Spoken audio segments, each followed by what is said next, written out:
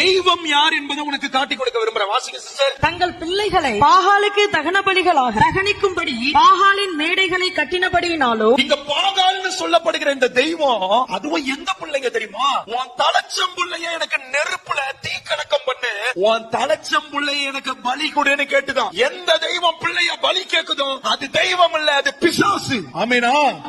உன்கிட்ட வந்து உன் பிள்ளைய கொடு, உன் ரத்தத்தை கொடு, உன் மயிரை கொடு, உன்னுடைய சரீரத்தை குத்திக்கோன்னு சொன்னா அது தெய்வம் அல்ல.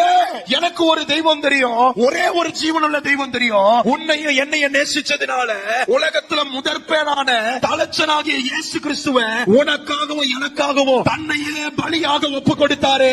அவர்தான் இயேசு, அவர்தான் இயேசு, அவர்தான் இயேசு. உன்கிட்ட பலி கேட்கறதெல்லாம் தெய்வம் இல்ல, உனக்காக எனக்காக உசுர கொடுத்து தன்னையே பலியாக ஒப்பு கொடுத்தாரு. அவர்தான் மெய்யான ஜீவனுள்ள தெய்வமாகிய கர்த்தராகிய இயேசு கிறிஸ்து.